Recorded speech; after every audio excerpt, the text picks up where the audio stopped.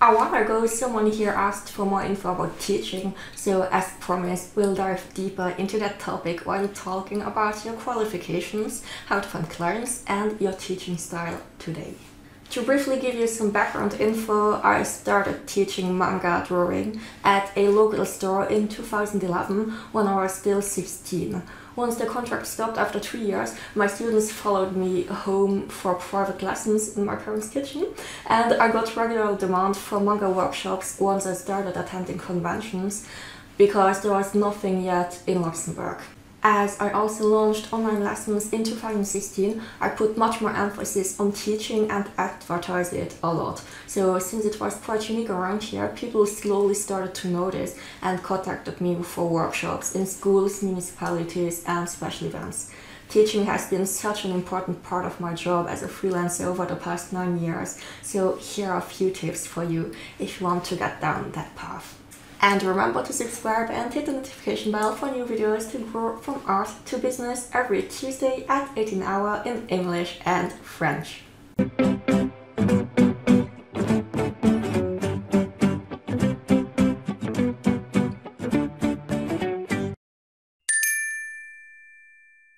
When thinking about teaching art, the first objection people might raise are your qualification.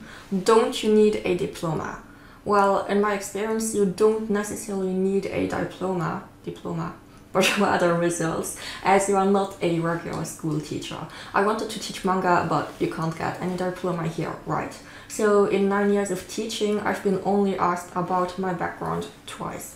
For all the others, my experience and portfolio were enough. So really don't let that stop you right from the start. I'd say what matters most in the first place is how professionally you show up and how committed you are to your students' growth, and especially for longer term contracts, what results and feedback you can get. Really, I started out at 16 and definitely wasn't what you'd expect a teacher to be. But I prepared my lessons at home, had some worksheets ready every time, researched topics for my students which they asked for, and that showed the shop owners and the parents that I was committed. The students were also improving step by step and eager to continue after the initial test period, and as they were learning something new every time, that played in my favor. An important aspect while teaching would also be continuous growth. You don't need to start out with all the knowledge in the world. You can just start at your own level and you will still learn and grow. And the more you'll evolve over time with your own competences, the more students you'll be able to teach at different skill levels. Now, the obvious question: how do you find clients? Starting out is always the most difficult part, and you can have different opportunities that will require different approaches. Let me just say that no matter where you're living, I'm pretty sure that there's a market for what you want to offer, with very few competitors or not at all. What worked wonders for me was really getting known locally and focusing my efforts in always the same areas. Once people know you as the go-to person for your industry, they will come to you. You don't need international fame to be successful. Local works fine, it's much easier for a start, and I promise there's plenty of demand. That being said, here are a few opportunities to get your first contracts. Private workshops would be the easiest, as you can just start with one single person to work one-on-one, or you can also have your students in group. If you don't have a professional space, don't let that bother you. I'm still hosting my private lessons in my parents' kitchen, and nobody has ever said anything, because ultimately what matters are results and the students' happiness. Most of my students came from conventions, which allowed me to directly explain how it worked to those who were interested, thus allowing me a warmer first contact. If you're not attending cons and already have a small following, you can also try just putting out an offer on your social media pages, and you might get leads from there. Private lessons are usually where you need to deploy most efforts and time for advertising. Some people might book but not show up or forget to pay, because it's just a less professional environment and thus it's less strict. On a positive note though, it's the option that allows you the most freedom and flexibility with everything. Your pricing, your availabilities, your topic, your teaching. Local shops can be an alternative if you want to have a more professional feel outside of your own home. For a start, are there any art and craft shops you often go to which have some space for workshops? You can offer your services to the shop owner, and if you want an extra boost, take your portfolio along to show them what you do. If you have some previous student works to show results and a framework, you can pitch that as well, to build trust and show that you really know what you're talking about. To attract students, you can have different options here. Often the shop will advertise and you'll get their clients, but not necessarily. In some cases it works really well. In others, you'll need to advertise yourself to get people on board, so don't rely too much on their networks, because that can backfire if you take it too easy. As it's a collaboration, you'll also need to work out the contract details with the shop. Some will fix their own prices and take a cut on what they'll eventually pay you. Some will let you decide on your price and ask for a percentage afterwards. Others will allow you to cash in everything under the condition that the students buy, for instance, all their supplies at their place if it's an art store. You can also have so many possibilities, so it's really important to discuss those points right away from the start. Answering calls is probably the best option with the least headaches, because everything is already set in place most of the time. Are there some calls for creative workshops in your area? One of my very first long-term contracts was just because I called after seeing a flyer. You can also hold events for vacation activities, youth hostels, evening classes, which can be hosted by towns' administrations or independent businesses.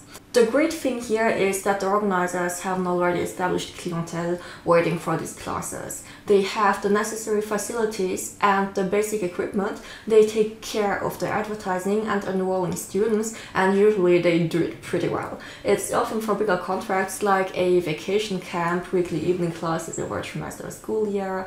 The benefits really are huge here.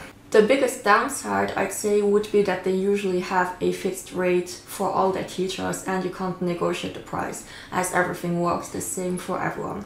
But really, for a start, to get experience and exposure, I think that's the best option.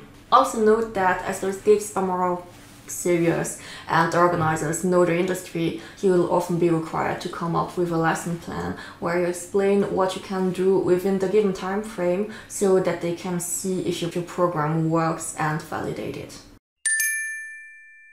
Libraries might also be an opportunity, especially if you illustrate books. Usually I've been asked to make a presentation of my manga followed by a drawing workshop, and also the possibility to sell my books afterwards during a signing session. In my case, I've always been asked, but if you have a book, you can just go present it, and ask if it's possible to host a signing session and drawing workshop, or calligraphy or writing workshop, depending on what you do, as long as it's related to books.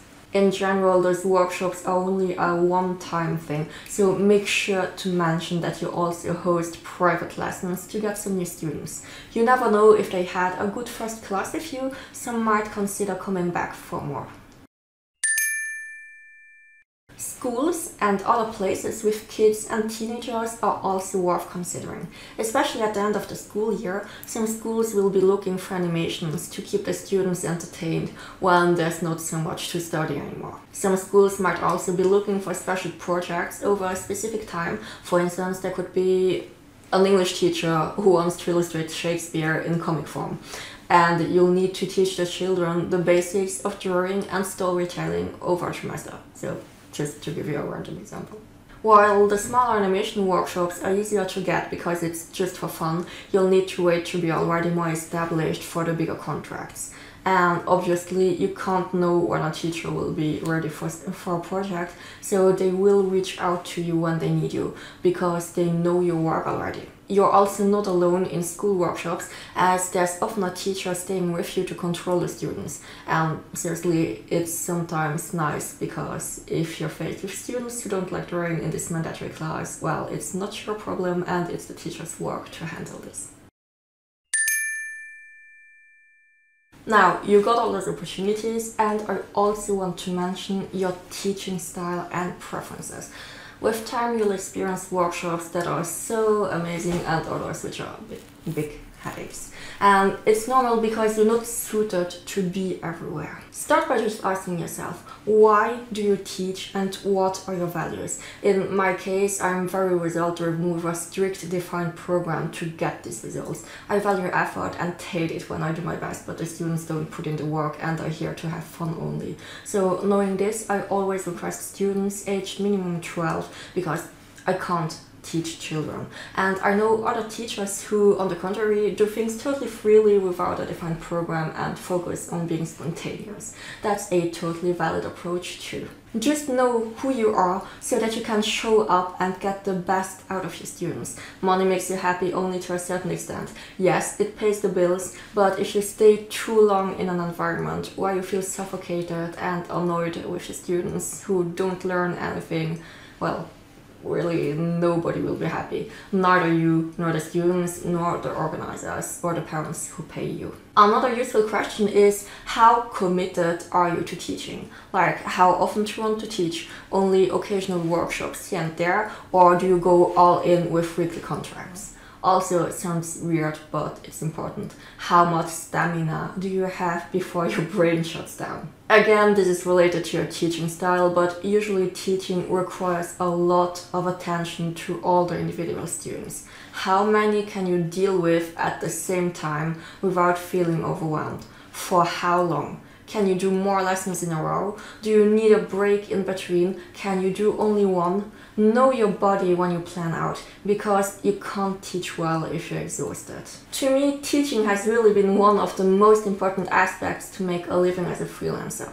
On the one hand, I had conventions to drive traffic to my work, and on the other, I had workshops for a stable income, which was 50% of my whole income actually. As I had several weekly contracts over a whole year, this allowed me to have a stable financial basis so that I could allow myself to experiment with other things however I wanted, like testing new products, experimenting with new business models. On the downside, it didn't allow me to do much, as I was constantly on the road. When I wasn't, my time mostly went to administrative stuff and preparing my lessons and commissions. So it will be up to you to weigh your options and see what's important to you. But be aware that if you're serious about teaching freelance, you can easily make a decent living just with that. And now I'd love to hear from you. Have you ever considered teaching, and does that sound interesting to you? Tell us in the comments, and if this video was helpful, please like it, and if you haven't done so yet, subscribe and hit the notification bell for a new video every Tuesday at 18 hours to grow from art to business. And if you want to be a part of a creative community, get more tips and helpful insights from other artists who are already in the industry, head over to Instagram at myartbaseacademia. We'd love to see you there.